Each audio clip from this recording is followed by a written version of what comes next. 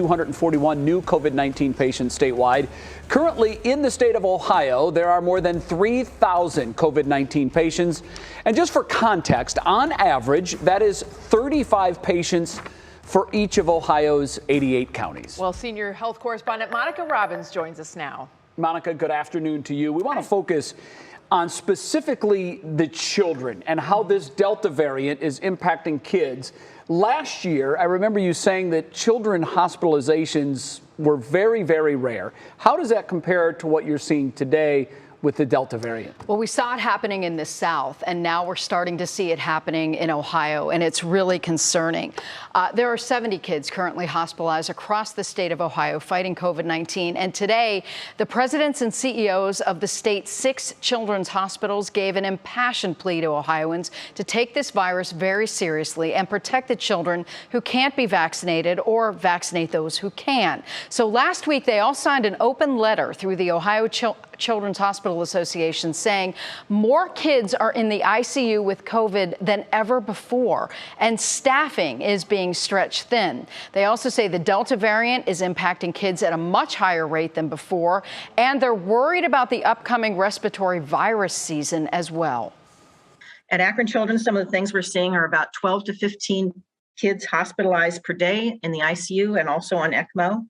Last week, we tested over 3,300 children with 254 positive and 500 more pending results, so that could go higher. We had the highest number of children seen in our Rainbows campus, emergency room campus, on main campus, that we had seen in greater than 5 years. So we're definitely experiencing something that is very, very different than last year, and very, very different than past RSV seasons. Well, Kolchik added that since the middle of August in Summit County, more than 1,100 school kids and staff have been quarantined for COVID exposure. That's compared to just 23 for schools that mandate masks. They stress that masks are safe for kids and should be worn in school, especially for those too young to be vaccinated. And the bigger concern is we haven't seen the end of this wave, so they're really worried about cases skyrocketing now that we've already gone through the Labor Day weekend. Yeah, and we've got just enough school under our belt to get everybody kind of in the same rooms together for sure. You know, one of the big complications that came out last year that was pretty scary for parents to hear about is this inflammatory side of this illness. Is that still the case? Is that inflammatory complication still out there? Yes, it is. But the bigger concern is we don't know what's going to happen with Delta right now, because the other concern, that multi-system inflammatory syndrome in children known as MIS-C, that shows up about a month or two after the child seemingly recovers from COVID. So what's concerning is that it's just too early to tell right now. So they're urging Ohioans to go back to the tried and true measures of masking, social distancing, and hand washing. And they're hoping parents get vaccinated to protect the kids who can't. All right, speaking of vaccines, any idea on a timeline for when we might start to see children 12 and under be able to have the vaccine? Listening. Very carefully. Yeah, you know, I actually got some good news out of the CEOs today. So the CEO of Cincinnati Children's, they were on the front lines of testing those vaccines, and she is very hopeful that at least one will receive emergency use authorization for kids 5 to 11 in the next 2 to 3 months, hopefully before the new year. But that's what we can expect right now, and that's kind of what we've been thinking for a while. So buckle up, hold on. We're not done. Wear your mask, socially distant, especially if you have kids, you know. Wash your hands, wash your hands. Come on, I shouldn't have to prompt you for this. What? Seriously, it's like, I've said it so often for 20 some years that, you know. And now you're 20 some months into it. Everybody else is saying it for me, so thank you. All right, I got you. Thanks so much, Monica. You were way ahead of the curve. So. Exactly. Well, late this afternoon, Playhouse Square and Severance Hall announced that they will both require all guests to be fully vaccinated in order to watch a show. If a guest cannot be vaccinated, they must show proof of a negative test within 72 hours of entering the theater. The protocols begin on September 15th for Severance Hall guests and September 30th for Playhouse Square guests. All guests at both venues must also wear a mask. The body of Ohio native and Navy Corpsman Maxton Soviak will return home tomorrow. Soviak was one of 13 service members killed last month in Afghanistan. Amani Abraham is live now from Cleveland Hopkins Airport with more on how a community is coming together to honor him as he returns to his hometown. Amani, good afternoon to you. Good afternoon. Yeah, Soviak's body will return here at Cleveland Hopkins Airport tomorrow around 10:25. And soon after, there's going to be a private and then later public procession for community members to honor Soviak. Now, his body arrived at Dover Air Force Base in Delaware. Tomorrow, he'll be taken to Hopkins Airport, where a member of the U.S. military will travel and stay with him until he's returned to family. Soviak's body will arrive at the airport for the private procession on the Ohio Turnpike to Erie County, and a public procession will then begin on US 250 and move along a special route where he'll pass Edison High School. That's where he graduated about 4 years ago. And I think there's also just overall respect. I think this reminds everyone in the community the dedication and sacrifice that the members of our military, whether current or past, the dedication they have to our country. Erie County Sheriff Paul Sigsworth calls it a careful and detailed process. Now, for those wishing to attend, they're asking for people to stage along the processional route around 11:30 tomorrow. I think exactly 11:30 a.m. Before that, you can find more details up at WKYC.com. All right. Amani Abraham, 3 News. Amani, thank you very much. Betsy? We turn now to New York and New Jersey, where President Biden today surveyed the damage left behind by Hurricane Ida's remnants. Thousands of people in the Northeast are still without power after tornadoes and catastrophic flooding there, which is in addition to the direct impacts the storm had in the Deep South. The president is now vowing support for every storm victim. We're going to make sure the relief is equitable so that those hardest hit get what they need. Well, the president is also looking ahead to a massive infrastructure overhaul that can withstand more extreme weather events in a changing climate. More than 60 lives were lost in total from the Gulf Coast to the Northeast due to Hurricane Ida. Now on your feet at 5, the countdown to football season is getting real. We are now just 5 days away from the Browns opening the 2021 season. That's when they'll travel to Kansas City to play the defending AFC champion Chiefs. After that, the Browns will return to Cleveland, where they'll open the home portion of their schedule the following Sunday when they welcome the Houston Texans to town. That, of course, will be at First Energy Stadium, and the stadium is still trying to beef up their team.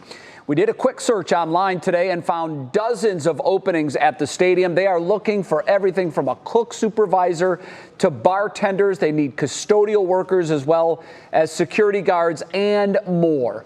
You can find all of the openings online.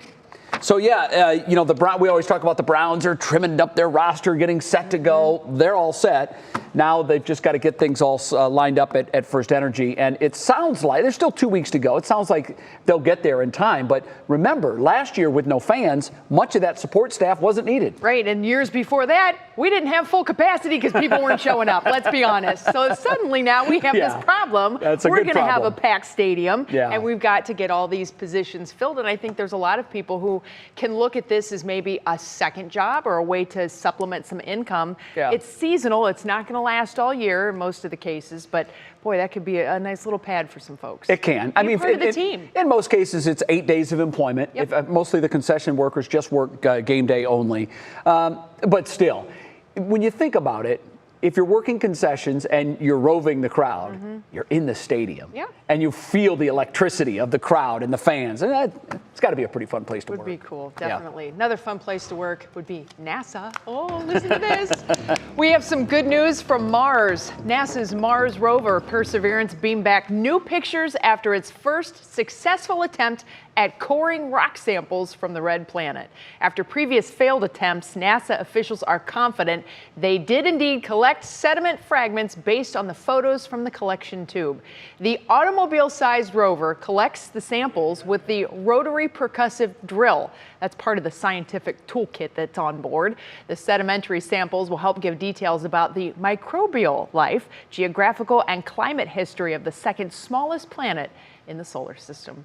I think that is so cool. Yeah, I mean, all can you these imagine? things that they're doing and finding. As part of the National Weather Association annual meeting that I was at a couple of weeks ago, we had one of the meteorologists on the atmospheric team of the Mars wow. mission. Yeah. And it's kind of fun because, well, actually, she was the driver, one of the drivers of the rover itself, but she said that the atmospherics team kind of likes to one-up them every now and then because they have gotten film of dust devils on Mars. Oh, that's cool. And so, the atmospheric team will send out an email like, sorry to photobomb you, with this beautiful dust devil that cuts across the frame. Kind of cool stuff. When I'm out in the shed and I bust a drill bit, I get frustrated because I have to walk all the way back to the garage and get a new drill bit and go all the way back. Imagine if there's a tool that goes bad that needs replaced, you're out of luck. And think about how many years ago somebody thought, we should put a camera in the collection tube so we could see if it was a successful thing. Like, we're backing it up 10 years on the engineering side of that. That's incredible. They've thought of everything, and I'm glad they did. Pretty fun stuff. Okay, ahead on What's New. Bad news for Cleveland's Machine Gun Kelly.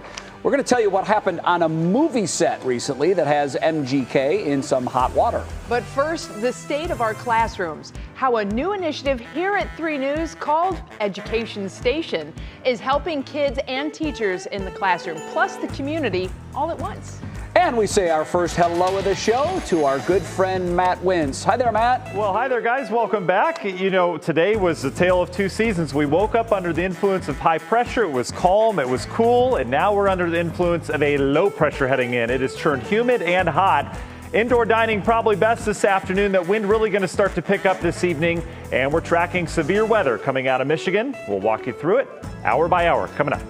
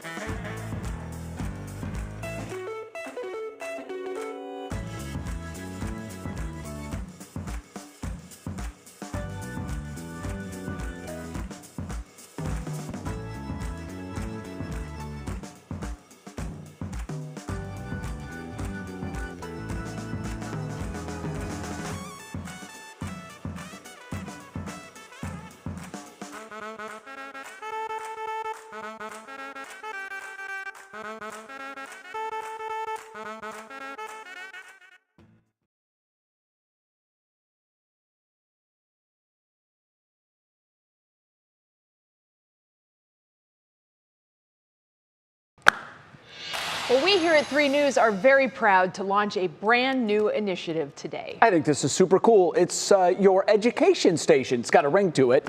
We're bringing together our unique brand of news stories and advocacy for Northeast Ohio's school children. Danielle Wiggins gives us a look now at just some of what we can expect to see. School mask policies dominate the news, but there is much more to cover about the state of our classrooms. And that is the mission of our Education Station coverage. What's the best roadmap for helping your child succeed in school this year? How to manage drops in standardized test scores and any anxiety they may be feeling in a return to the classroom. We will navigate those challenges weekly and also explore ways you can help students across Northeast Ohio thrive.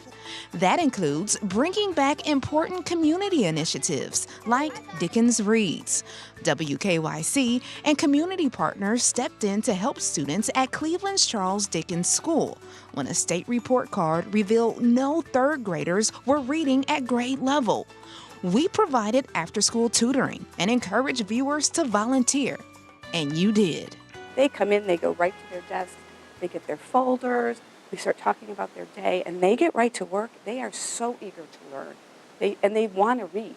They want to read to you. A highlight, fun weekly literacy activities, like the time we brought in DJ Edward Fatty Banks to help students write a rap about the book they were reading, The Unstoppable Garrett Morgan. If something was wrong, he tried to make it right. Our goal to help Dickens students learn to love reading was working until COVID-19 brought the program to a sudden halt in March of 2020.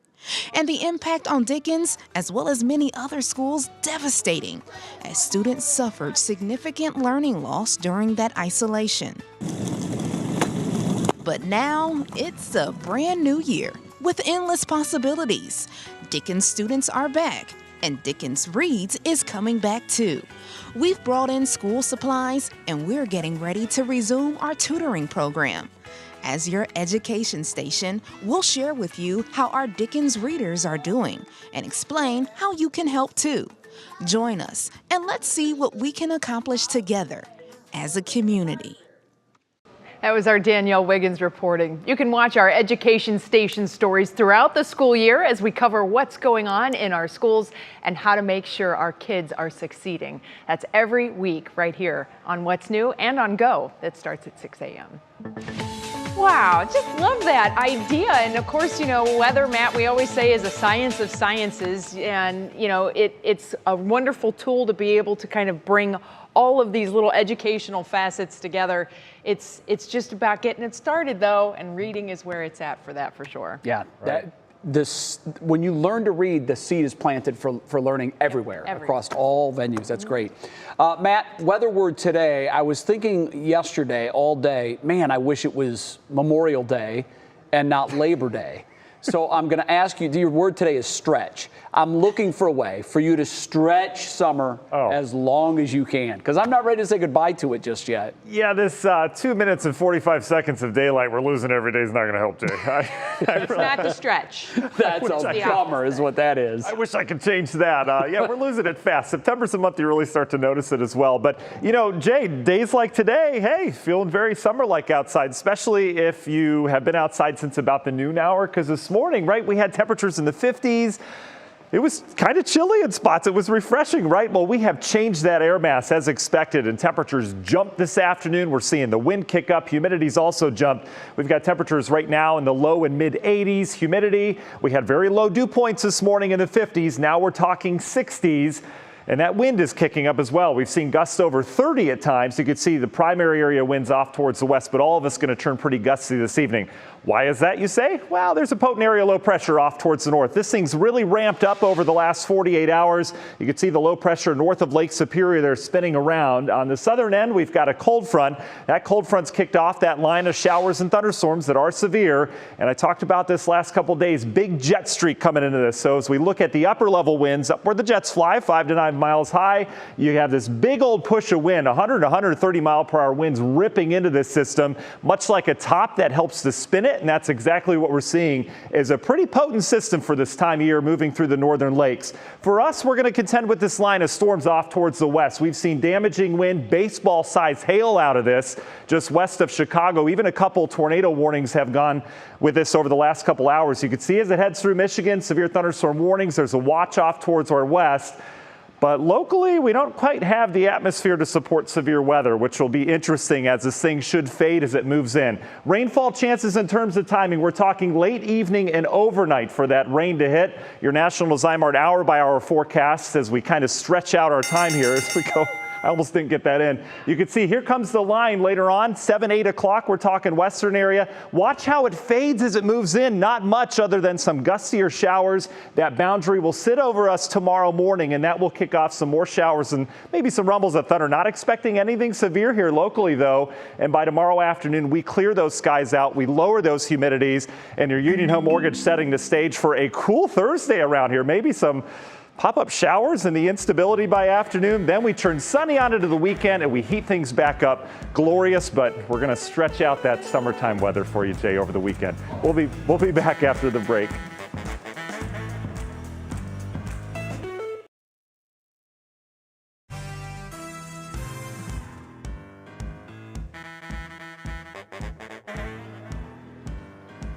Hi, Matt. We are going to be talking about Michael K. Williams, who starred on The Wire and Lovecraft Country.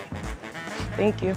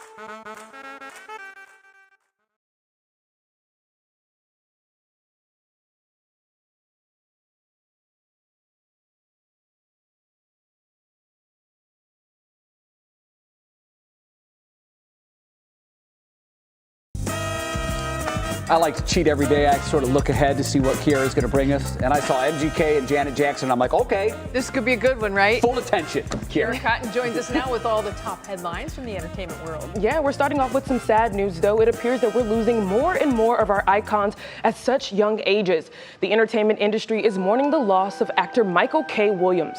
Williams' nephew found him dead in his New York apartment yesterday. Williams was known widely for his role as Omar Little on The Wire and most recently as Montrose in HBO's Lovecraft Country, which earned him his 5th Emmy nomination. His cause of death has not yet been determined, but it is suspected that he overdosed. Michael K. Williams was 54 years old. Switching gears now to Cleveland's own wild boy, Machine Gun Kelly. Born Colson Baker, MGK could be in hot water after being accused of assault while on a movie set. The musician turned actor and now director is being accused of shoving a parking attendant after allegedly waiting too long for his car. According to reports, his team is denying the allegations, saying the guy showed up to the set uninvited and got physical with members of the crew. We'll keep following this one to see if anything comes of it. She comes from a whole family of legends. That may be true, but Janet Jackson has her own story to tell. The 55-year-old music icon has officially released the first trailer for her upcoming documentary, Janet. According to the video, the doc is 5 years in the making and features clips from Missy Elliott, Paula Abdul, and Mariah Carey, who of course all speak highly of Jackson. To the tune of her 1986 hit Control, the trailer shows the behind-the-scenes look at her life from her time as a young girl to poetic justice, the Super Bowl, and even motherhood. This is my story, told by me, not through someone else's eyes. Janet will air over 2 nights in January of 2022 on Lifetime and A&E to celebrate the 40th anniversary of her debut album. Jay and Betsy, I'm telling you, watch party, movie, popcorn, the whole all deal. of it, the whole 9, it's happening. Music royalty. Yeah. And really, when you hear her talk about her story, just from the intersection of Jackson 5 and being Michael's brother, and then the Super Bowl, the wardrobe malfunction, that's part of pop culture history forever. Completely changed her career trajectory. So I'll be interested to see Yeah. her side of things because we haven't heard much of that. 40 years since her first album. Yeah, right? Yeah, as if we didn't feel old enough. It can't be 40 years. Absolutely It just can't be. brutal. All right, Kara, thank you so much. It's time now for our Worth the Watch, and this cat named Simba has quite the at-home setup going on. Check out this indoor play area. The owner throws a tiny toy way up high, and you can see that the cat gets to kind of go through this little obstacle course. There's a see-through tunnel and everything. Now, this cat is no dummy, obviously figures this thing out. This is kind of like those squirrel wars, right? Have you ever seen those where people try to get the squirrels? This is a pretty darn smart cat. Now, keep in mind, he gets his little toy and then has to figure out how to make his way back down. And oh yeah, by the way, skirt around his little brother there named Double. So obviously, pretty smart kitty. That's pretty cool. To me, that screams, I've been stuck at home with my 2 cats during the pandemic for too long. Yeah, that, I'm telling you, Betsy, that took a whole lot of work. There's some engineering. To design and engineer and build that. And I'm wondering if the cat even appreciates The it. cat just kind of like, oh, human, what are you doing now? Everything happens when a cat wants it to, and that's it. That's the way life goes. Very cool. Coming up next on What's New, how does a $26 an hour federal minimum wage sound? Coming up, we're going to talk about what an economist says about why it really should be $26 an hour. And we've got a little bit of what that might mean to our economy if that really happened. And meantime, one popular restaurant chain is making sure its employees know they're respected. We'll tell you what they're offering up as a way to say thanks. And 9/11, 20 years later. All this week, we're going to look back on lives lost during the terror attacks, including Sue Getson-Danner. She was a sister, she was an aunt, she was a graduate of Shaker Heights High School. That's coming up when What's New comes right back.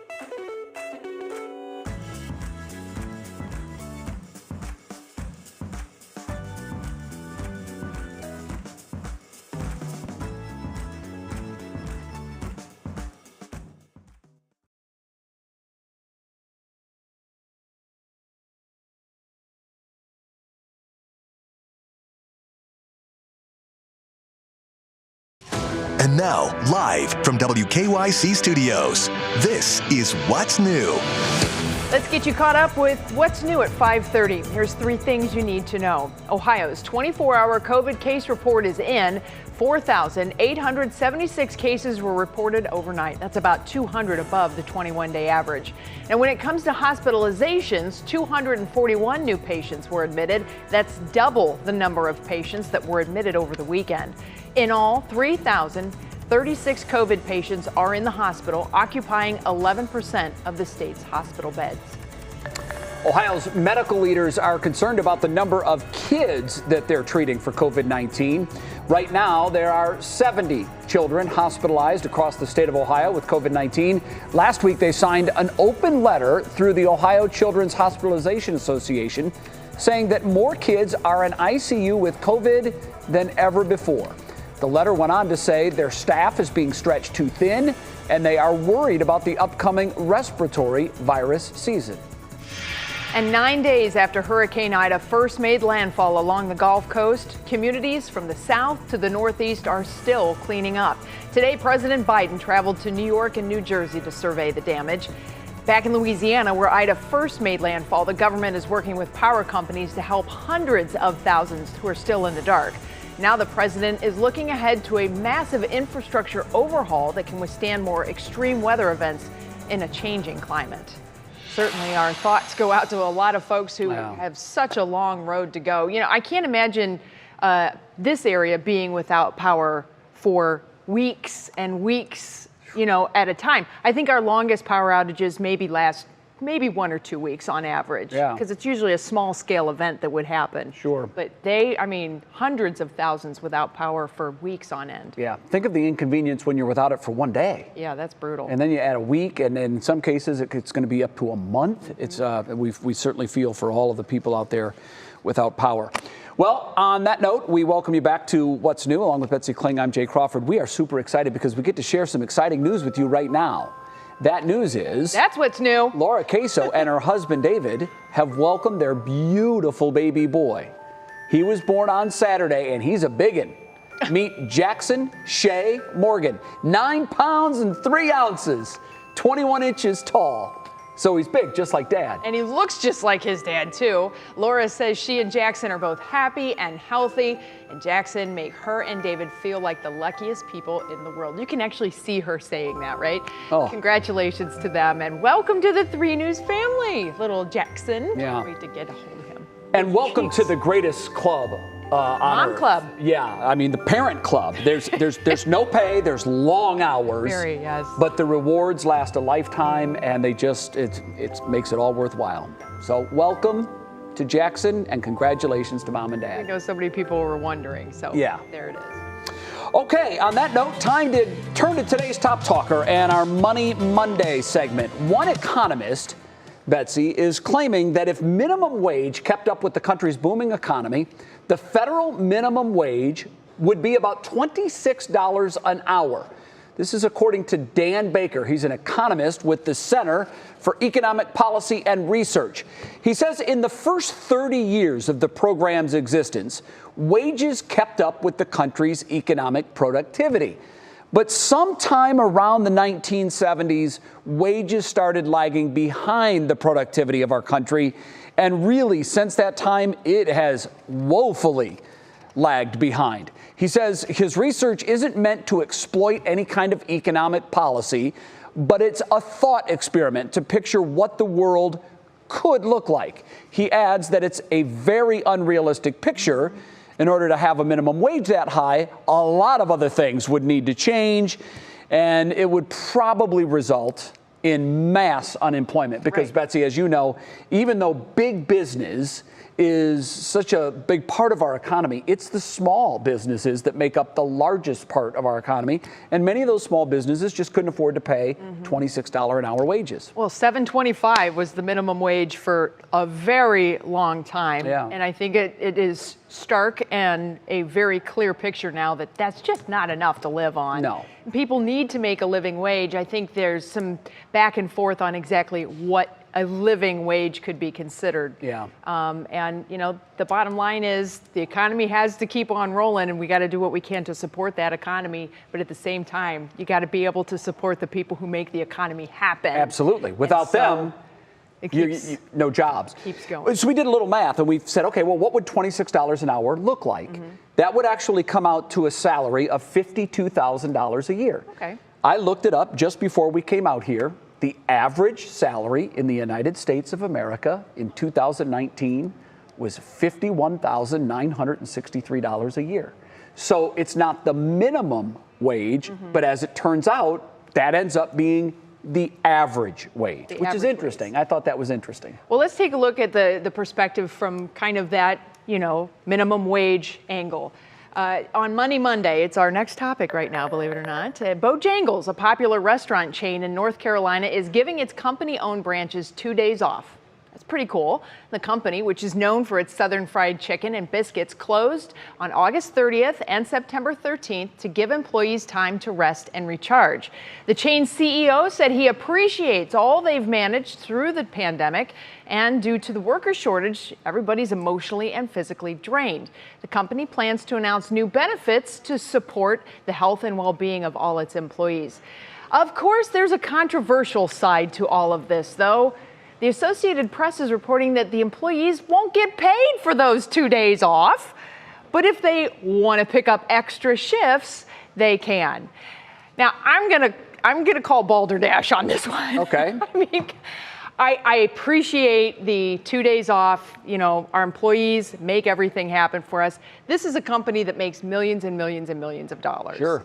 So 2 days. They can't pay their employees to have a day off. So it's a mandatory day off. They won't be paid, but that's to say thank you. I just think that's such a backhanded compliment. Well, most people in a service industry job look at those shifts as mandatory. Yeah. They need those hours in order to make their weekly and monthly Paycheck to budgets. paycheck, yeah. And now they're just saying, yeah, you don't have to come to work today. So that's the positive spin. Right. But the negative side of that is you're not going to be able to make money for those 2 days. However, the company has said for any employees that want to pick up extra shifts, they can do that. I'm fine with that. Just don't gift wrap it as a present. No. Because there's nothing gift-like about this. No. Here, work extra, work more, work harder for your minimum wage that you're making. Yeah. It's just, that one kind of got me fired It was up spin, a little bit. for I sure. totally rolled my eyes like, I know. I did the same thing. All right, still ahead, honoring the victims of 9/11. We're going to hear from a local family on their loved one lost nearly 20 years ago. Then we have a working First Lady. Mrs. Biden is now the first ever First Lady to work a full-time job outside the White House. We'll have details just ahead. I was surprised when I heard that. I would have thought that at some time in the past that had happened. I'm always surprised when Matt gives us his weather in a jiffy. It's always one of my favorite parts of the show. Or Giffy. Or Giffy. Today's a good one, guys. All right. Especially for meteorologists out Okay. there, right? Justin Timberlake, always great facial expressions, right? This is us watching the line of storms off towards the north and the west moving in. Kind of. Yeah. Is it going to make it? Is it not? Got a pretty good idea how this is going to shake out. We'll take you through it coming up on the other side of the break.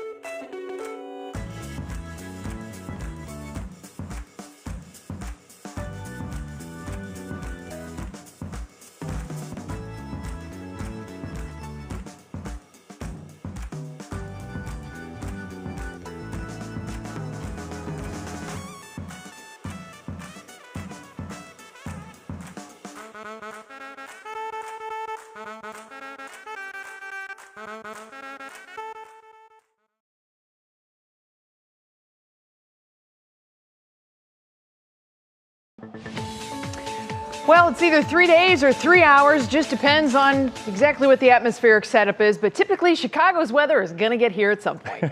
Right. Chicago, not, the city itself, but around the suburbs, especially southwest of town, got nailed earlier this afternoon. Betsy and I were looking at it. Just a huge hail core in the storm. They had some rotation that briefly spun up.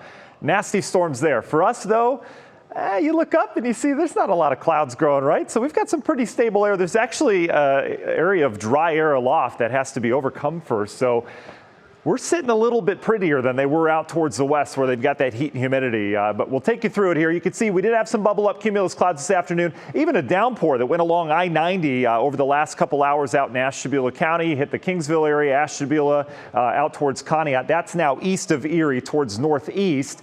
But you can see what's facing us off towards the west. There is a vigorous line of storms I showed earlier. There's 100 to 120 mile per hour jet stream kicking into this. So it's starting to get picked up. We've got 60 mile per hour movement on this. So these are coming in at freeway speeds. And they're going to get here over the next couple hours. I think approaching the western half of the viewing area between 7 and 8, and then eventually the Cleveland area around 9 as it looks, as I was just timing them out. But you can see the severe thunderstorm warnings they have now. Again, most of the energy is off towards the west. We throw the atmospheric energy on here. These brighter colors are that energy that the storms really need to keep going. And you can see where they're strongest, where we have the highest amount of energy. Get back towards Ohio, we're kind of losing it, and it's getting away from the main source. So these are expected to continue to weaken once we get beyond about the 6:30, 7 o'clock time frame. All along a vigorous area low pressure that's heading up over areas of southeastern Canada. And you can see the cooler air that gets dragged in behind that. Even some lake effect showers starting to show up. That's going to be our Thursday pattern, but we've got to get through these storms first. So hour by hour with your National Design Mart forecast. All the models agree this weekends. It's just to the degree at which they weaken. I think we'll still have some showers and some storms around here, likely gusty winds with them as they move in. But look how it just kind of erodes as it heads into our more stable air mass. That will likely happen as we go throughout the evening hours. We'll continue to track it for you. And then we're left with that boundary tomorrow morning, which will likely trigger more showers, even a couple of thunderstorms. Nothing severe tomorrow, but you can see 6 a.m., 9 a.m. moving out towards the east. Then we'll clear things out. We'll set the stage for lowering humidity, and a very comfortable day will be in the 70s as we get into the afternoon. We'll continue to flirt with this northern branch of the jet stream. You can see the cool air that works in here. It does look like we'll warm up next week before perhaps more cool air spills down. But 'tis the season. We start to get active around here. Union Home Mortgage 7-day forecast down to 72 with some lake effect rain around here Thursday. Otherwise, we're dry. Friday, Saturday, Sunday look great as we begin to warm up towards next week's warm air before more cool air after that. 'Tis the season, Jay. All right, Matt, thank you very much. Loving that weekend. All right, it's time to see what's clicking in Cleveland. For that, we bring in our digital anchor, Stephanie Haney. Stephanie, good afternoon, and good to see you again. I know you were on vacation last week. We were off yesterday, but good to have you back. Great to be back, Jay. The band's all together again. That's what I was just saying. Welcome back to you after a long weekend, and Betsy too. Now, as schools are welcoming back teachers and students, First Lady Jill Biden is making history. Today, Dr. Jill Biden becomes the first woman to work full-time outside of the White House as she heads back to teaching in person at Northern Virginia Community College. Her recent predecessors, former Secretary of State Hillary Clinton and former First Lady Michelle Obama, did not work while their husbands were president. Dr. Biden, however, is making a different choice, and she has previously said she couldn't wait to get back in the classroom. Today, we are wishing a very happy birthday to Cleveland Cavaliers' Kevin Love. He is 33 years old today. That makes him a Virgo, for those keeping track of star signs. Our 3 News viewers have been wishing him a happy birthday on our social media accounts. Whatever you're doing, Kevin Love, we hope it's a fabulous day for you today.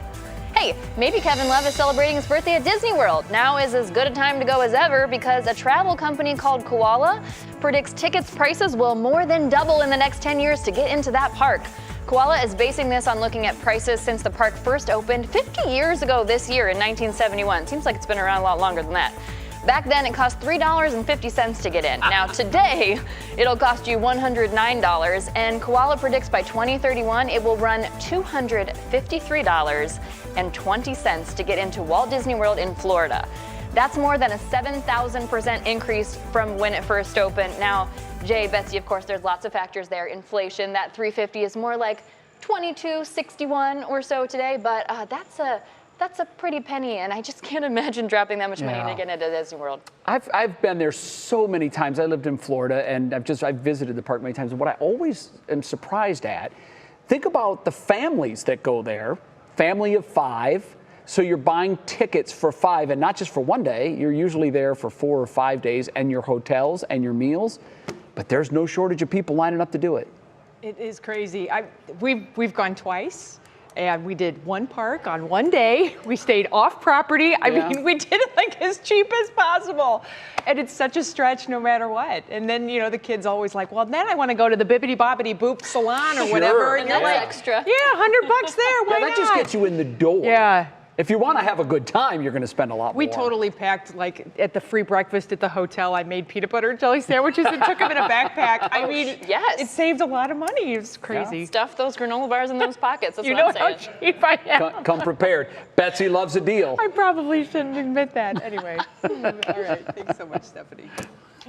After the break, everybody, we're going to be remembering Susan Gatzendenner, one of the many lives lost during the 9/11 terror attacks 20 years ago this week. We'll have a look back at the life and legacy of the Shaker Heights grad. Then Animals in Need, how a New York organization is helping the animals left behind in Louisiana following the devastation of Hurricane Ida.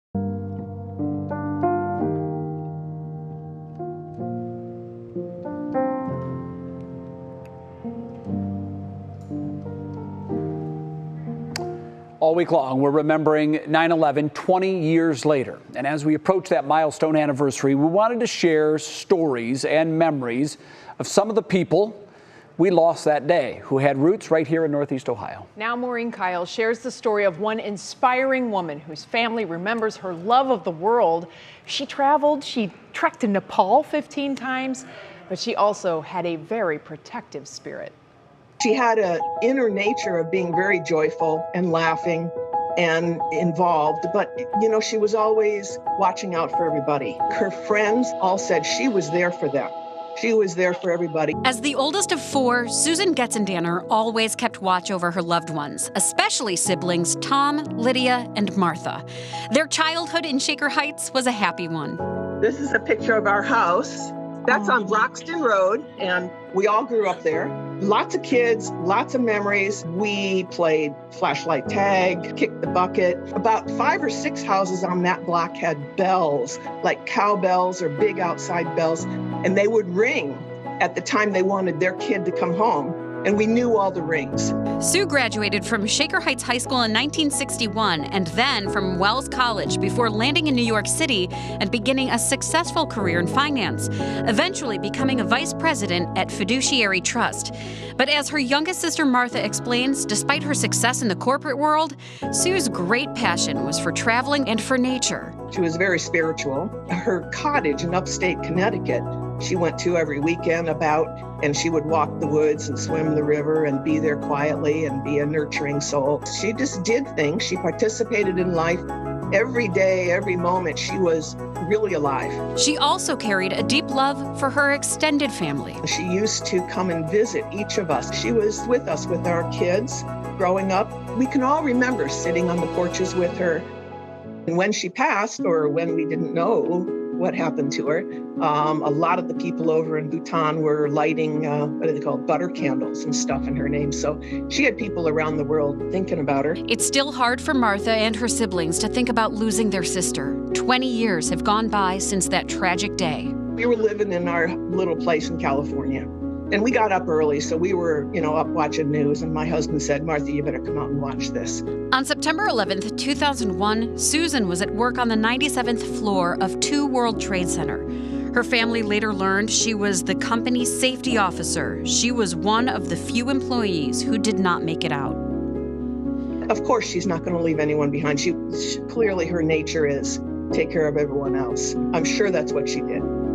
That doesn't surprise me in the least. Today, Sue's family is still surrounded by physical reminders of the sister and aunt who was such a huge presence in their lives. I don't know if you've seen it, but that's a really good picture of her. That's a typical smile of her. And she was always wearing happy clothes. This is actually her top. I just wear it all the time now. And they carry her memory close through the generations. Yeah, I don't know. We think about her a lot. We think about her in the nature of the day. Her spirit lives on in us clearly. She's here.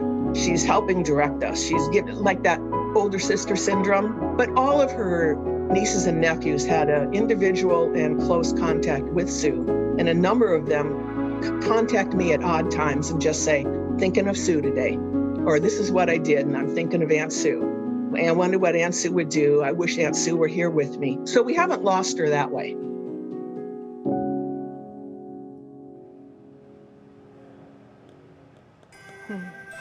All this week, we will have special coverage as we mark 20 years since the attacks on 9/11. You can watch it here on the air, and we also have more on WKYC.com/remembering 9/11. We'll be right back.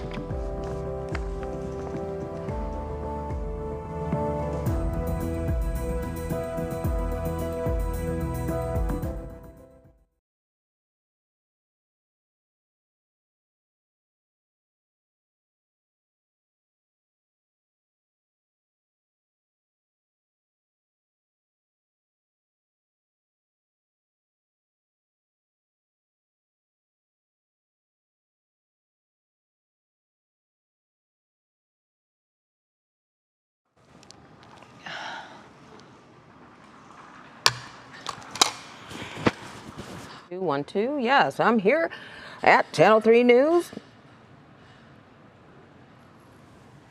I know, baby. I'm just getting my lipstick.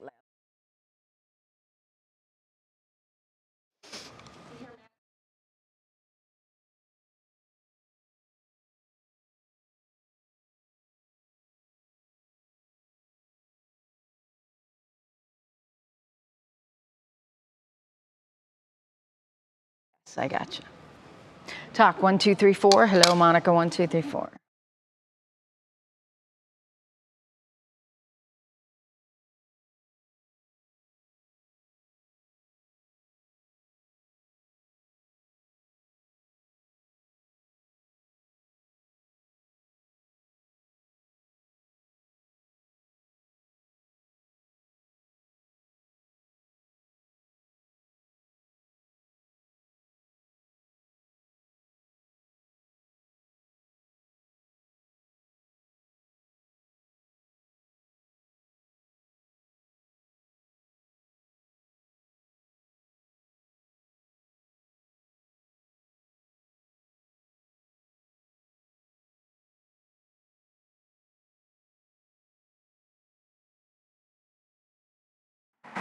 Yes, I gotcha.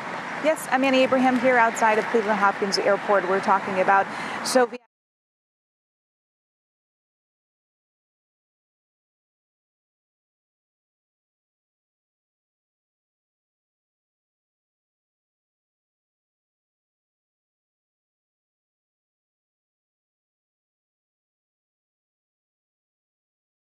Testing 1, 2, 3, 4. Hello, hello, hello. Testing 1, 2, 3, 4. Hello.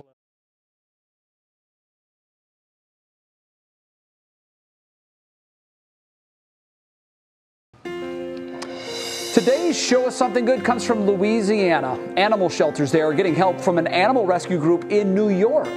Shelters began preparing for Hurricane Ida before the storm made landfall, and in the process, some dogs faced being euthanized. However, the North Shore Animal Shelter stepped in big time, bringing in a truckload of supplies all the way down south, and they brought home 55 shelter animals. When we first meet these animals, they're scared. They're very frightened. They don't know what to do. That makes me feel great. I feel very good. I feel like I did something to help the whole situation. The animals were given water and food, and they'll be given shots, and eventually they will be put up for adoption. And so often, Bets, we hear negative stories in the news, people not doing the right thing, and then you hear about groups like this that go so far out of their way to help save animals. And then you realize we're going to be all right. And those little animals are going to get their forever home, too. That's the hope. Be happy. Very nice. We're out of time, but we're back tomorrow at 5, and we hope to see you then. What matters most with Russ starts right now. Now at 6, more COVID concerns. This is not what we saw the first two waves. This is really a reality check as we brace ourselves for the other winter viruses. Rising case numbers, fights over face mask policies, and hospitals on the brink. Monica Robbins explains why we are at another turning point in the pandemic. Also, saying goodbye. A local war hero in Afghanistan comes home for the final time as his family and friends prepare to honor his memory. Remembering 9/11. I grieve for them and their families, and I thank them for their heroic sacrifice. Nearly 20 years to the day that changed the world, we look back on what it was like covering one side of the story in Shanksville, Pennsylvania. And View from the Valley, a major bridge project hits a 3-year milestone that will make drivers very happy. From the WKYC studios, this is What Matters Most. We begin tonight with breaking news in Lorain County. We just got word that 4 are dead in an apparent murder-suicide in Avon Lake. Police tell us the dead include 2 adults and 2 children who were shot to death. This happened on English Turn Road. We have a crew on the way, and we'll have more information on air and online as it becomes available.